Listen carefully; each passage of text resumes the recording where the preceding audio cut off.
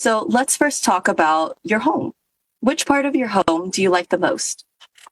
I would say my bedroom because I feel like it's the most homely and personalized part in my home.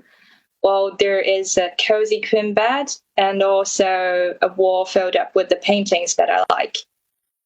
Great. I'd love to hear about your bedroom, but what kind of house or flat do you want to live in the future?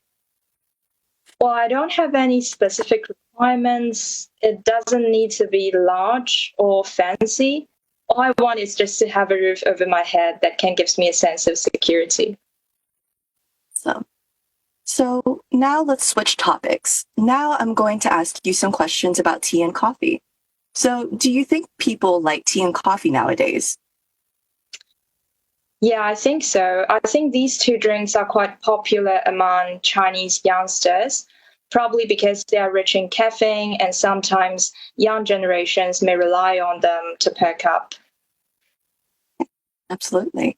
So do you prefer to use tea or coffee to serve your guests? I would definitely use tea because it's a common practice for Chinese people to treat our guests with tea. But if I were to treat my friends, I may not use the traditional brewed tea, which is not popular among Chinese youngsters, I guess. So probably I would order some bubble tea takeaways for my friends. Okay. Yeah. So when was the last time you had a cup of coffee or tea? This morning, I'm a massive coffee drinker and I had a huge mug of black coffee to get energized. Absolutely, completely understand that. Do you usually buy your coffee in a coffee shop?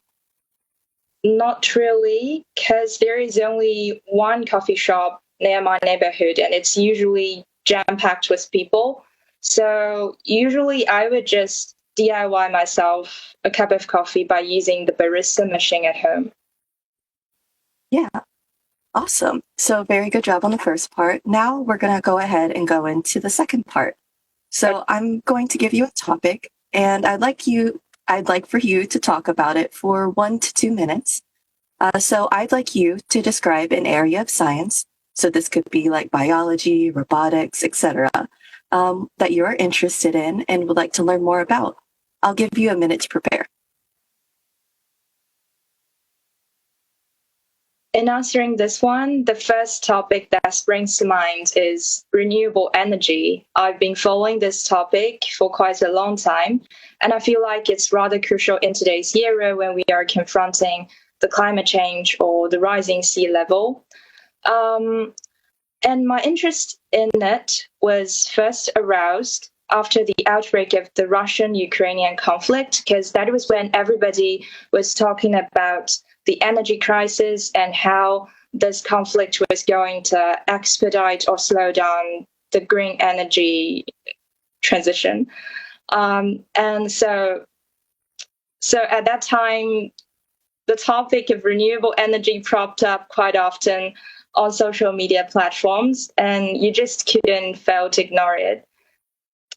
And I feel like people's discussions around it are quite meaningful because if we are to curb the rising global temperature or to reduce our emissions of greenhouse gases, I believe renewable energy is the only way out. And several things can be done. Firstly, on the governmental level, I feel like political willingness is necessary.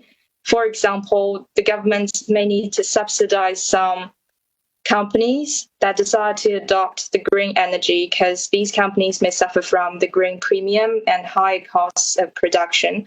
And on the individual level, I also feel like there are some petty things that we can do, like we can buy the electric vehicles instead of the gas cars if that's possible. Awesome job. So now that we've talked about your home, your personal life, tea, coffee, and as well as renewable energy, now I'm going to ask you some more questions about education and innovation for part 3. Okay? All right. So first question, why do you think some children don't like learning about science at school? Well, probably that's because some knowledge taught in class are quite in depth and complicated to understand. like those chemical equations or the physical laws, they may be beyond the understanding of children. And also, I say the problem may lie with the teacher's teaching methods, because sometimes I feel like the teachers are like performing a monologue. They don't engage students in the classroom discussion, and it's just quite natural that the children start to zone out and lose interest. I definitely agree with that. Having the right teacher is important for everything. Yeah, I agree. Yeah. So, do you think people should continue to study science after graduating from school? Well, I think people should be encouraged to study science because scientific knowledge will definitely provide people with a new perspective of viewing the world. That being said, I don't think it should be obligatory because I feel like after people graduate and step into society, they have a lot of things to worry about, like how to cover their bills or get promoted in the job. It's just pointless to preoccupy them with another thing that may not be so useful in their daily life. It's just like in your everyday life, you won't use the thermodynamics or some chemical equations. That makes sense. Yeah, definitely agreed. So, do you think scientists should explain their research process to the public? I think scientists should be encouraged to do so, especially when it comes to some studies of contention, like the invention of the artificial womb or genetic editing techniques, because the general public will be concerned about these topics as people may worry about the ethical issues behind or some potential harm. So I do think explanations in these aspects are needed. That being said, I don't think it's feasible that scientists explain everything in a detailed way to the public because the ordinary people don't have expertise in science and may find them difficult to understand. So that was the last question.